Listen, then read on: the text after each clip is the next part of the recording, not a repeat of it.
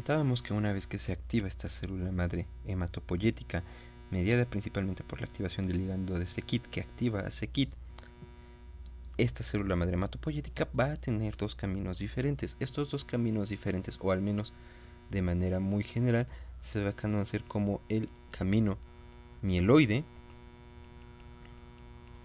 y el camino que nos va a originar las células linfoides, que van a ser los principales mecanismos que nosotros vamos a tener, o que la célula madre hematopoyética va a tener para poder dar origen al resto de células. Nos vamos a enfocar en primer inicio sobre el linaje mieloide. Una vez que se compromete hacia el linaje mieloide, ¿qué es lo que va a depender o qué es lo que le va a decir a esta célula madre hematopoyética qué tipo de linaje se tiene que, en cuál tipo de linaje se tiene que convertir o estar presente? Pues como todo en la inmunología, las citocinas. Entonces va a depender muchísimo del tipo de citocina que nosotros encontremos en el medio. Generalmente una citocina bastante importante para la hematopoiesis es la interleucina 3. Esta interleucina 3, si se encuentra solita en el medio y no hay ninguna otra presente, de manera muy general, lo que le va a decir es conviértete hacia el linaje mieloide. Entonces, si está solita, se va a convertir hacia el linaje mieloide. Y una vez que nosotros nos encontramos ya aquí presentes en el linaje mieloide, puede tomar distintos caminos esta célula madre hematopoyética, dependiendo de igual manera las citocinas que tengamos en el medio. Si tenemos una citocina presente a partir de este punto, aquí se va a encontrar una célula precursora, la vamos a llamar así, una célula precursora. Sobre esta célula precursora o esta célula intermedia, si actúa sobre ella una citocina que ustedes conocen con el nombre de hormona, que se conoce como eritropoyetina, si la tenemos mucha de esta presente en el medio, el tipo de célula que nos va a dar origen posteriormente es una célula que lleva hemoglobina roja y que se encuentra en la sangre, que es el eritrocito, que es nuestra primera célula del linaje mieloide. La siguiente célula o el siguiente camino que puede tomar ya el linaje mieloide, si tenemos además otra citocina en el medio, pero esta vez se trata de la interleucina 11, por ejemplo, una de ellas puede ser la interleucina 11, esta célula se va a convertir en una célula bastante especial, que igualmente seguramente ya han escuchado, que se conoce como megacariocito. Nos da origen al megacariocito, que también viene del linaje mieloide, megacariocito. Y esta célula del megacariocito se puede romper, y al momento de que se rompe esta célula vamos a tener pequeños fragmentos de esta célula que se va a romper en su citoplasma y van a ser liberados a circulación sistémica, que se conocen como plaquetas. Funciones de estas dos, pues principalmente el eritrocito es el intercambio de oxígeno, la hematosis por medio de la hemoglobina y todas estas situaciones que se pueden revisar en algunos otros temas de fisiología y cómo es que se lleva la oxigenación, no es finalidad de esta clase. Y pues las plaquetas participan sobre todo pues en la formación del coágulo, que serían, entre otras muchas cosas, pero serían de las principales cosas en su agregación de las plaquetas.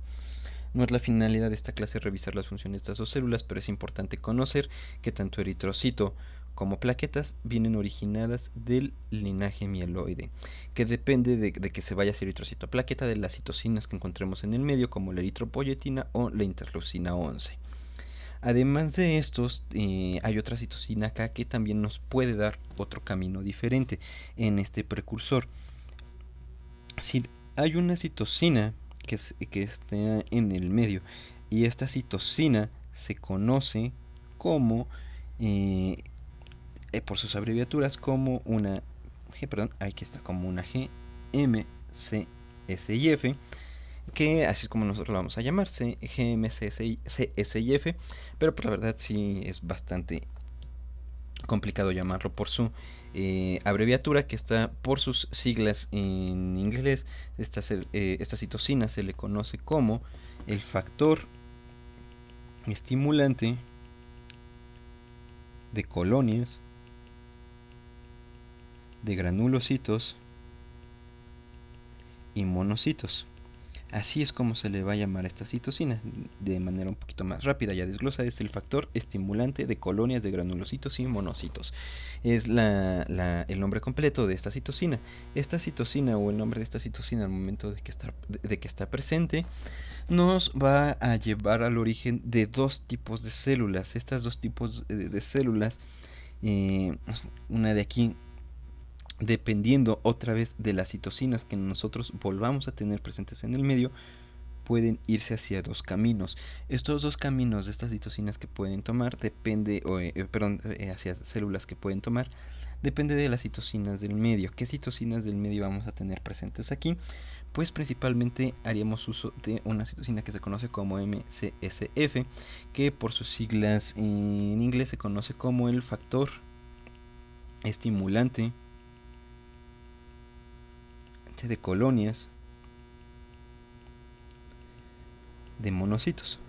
Y como su nombre lo dice, la célula a la cual nos va a dar origen, y seguramente ustedes ya lo intuyeron desde antes, esta célula que va a dar origen de aquí es al monocito. Y vamos a tener presente aquí al monocito. Este monocito, sus principales funciones que nosotros vamos a tener otorgadas, que es una célula ya per se, la primera que estamos revisando ya como estrella del sistema inmunológico, esta ya es una célula estrella del sistema inmunológico, es la estrella que nosotros vamos a tener para las actuaciones de este sistema. Entonces es importante mencionar que dentro de las funciones del monocito, y funciones que van a tener bastante importantes, que va a ser una célula circulante, se va a encontrar presente en los vasos sanguíneos, o sea, en la sangre, y característicamente o morfológicamente es una célula más o menos grande, tiene un núcleo central. Este núcleo central, de hecho lo dibujamos aquí bastante chiquito, suele ser más grande el núcleo de los monocitos, tiene un núcleo bastante grande, y sus principales funciones va a ser como una célula centinela, se va a encontrar verificando, se va a encontrar checando el estado de todas estas células a nivel sérico, a nivel de la sangre, y se va a encontrar patrullando. Al momento de que esta célula detecte que se le necesita en algún lugar, va a salir del vaso sanguíneo y va a dirigirse al sitio de infección, al sitio de inflamación en donde se encuentre. Que serían de las principales funciones que vamos a tener a nivel de los monocitos. Estos monocitos, es importante mencionar que se van a poder diferenciar, o son la forma preevolucionada, como si fueran un Pokémon o un Digimon, son la forma preevolucionada de la siguiente célula. Este monocito va a tener la capacidad de digievolucionar, da vuelta sobre su propio eje y suena la música de fondo, y va a poder digievolucionar una vez que se activa en la siguiente célula, que se conoce como macrófago. Es el precursor. Este macrófago ya es una célula que ya no tiene un citoplasma tan definido, ya no es una célula tan redondeada como el monocito, ya va a tener sus diferentes proyecciones de citoplasma y sigue teniendo su núcleo. Aquí yo lo dibujo un poco más pequeño, pero también el núcleo del macrófago es bastante grande, aunque aquí sí ya se diferencia por todas las proyecciones que va a tener de citoplasma el macrófago. Estas proyecciones de citoplasma del macrófago las tiene principalmente porque es su forma activa. Este macrófago va a tener marcadores. Dentro de los principales marcadores del macrófago importantes a revisar, que vamos a tener presentes aquí, va a ser los marcadores sedes que van a encontrar en membrana, que va a ser principalmente CD16 y CD14, que son los principales marcadores del macrófago. Como funciones de manera general del macrófago, que también es pues nuestra siguiente célula del sistema inmunológico, las funciones que va a desarrollar esta célula, la gran mayoría de ellas, y como lo dice su nombre, es fagocitosis. Más adelante vamos a tener una clase que es fagocitosis, cómo se hace, pero prácticamente lo que hace es comerse otras células por medio de fagocitosis. Además de esto, es una célula que puede secretar citocinas. De hecho, es una fuente importante bastante de citocinas del macrófago. Y finalmente, presentación de antígenos. Puede funcionar como una célula presentadora de antígenos. Entonces, como célula presentadora de antígenos.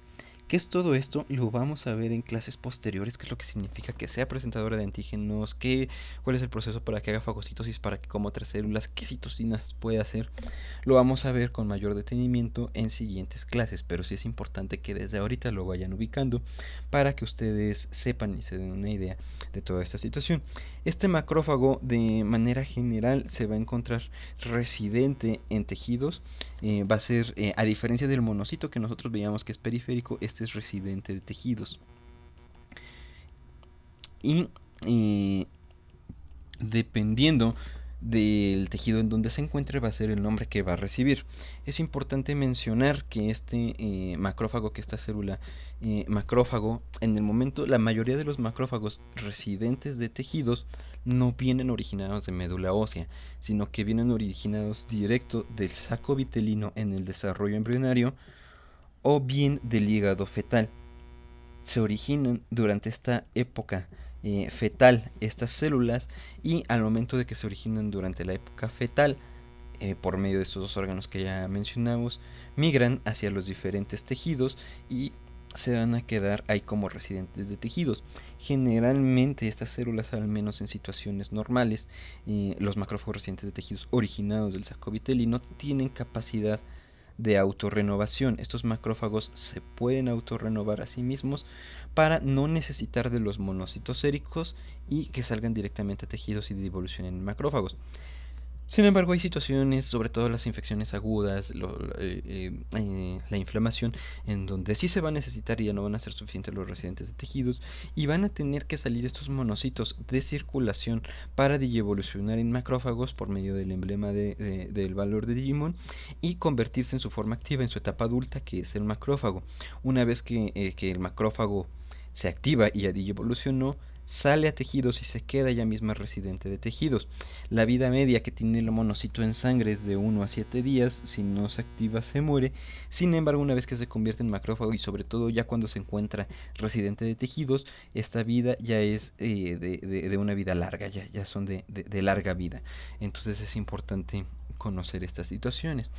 Dependiendo de los tejidos en donde se encuentren, pueden volver a digievolucionar estas células. Vuelven a digievolucionar, vuelven a diferenciarse, y una vez que se vuelven a digievolucionar se especializan dependiendo del tejido en el que se encuentren. Y es aquí donde los histólogos los han nombrado de diferentes maneras. Por ejemplo, nosotros tenemos a las células de Kupffer en hígado, que son macrófagos. Tenemos también presentes, por ejemplo, a las células de la microglia en sistema nervioso central, que también son macrófagos especializados. Tenemos, por ejemplo, por allí en algunos libros muy viejitos a las células de polvo en pulmón, que son macrófagos también. Tenemos de manera normal en el vaso, por ejemplo, las células que algunas les llaman como células litorales, a veces aparecen en algunas bibliografías así, que son macrófagos que vamos a encontrar nosotros, por ejemplo, residentes de vaso. Entonces, dependiendo del órgano en donde se vayan a encontrar residente de tejidos, estos macrófagos se van a especializar en una célula ya en su etapa ultra, para poder ejemplificar sus funciones, que serían dentro de sus principales funciones. Entonces, esto sería lo que tenemos que revisar en cuanto al macrófago y monocito.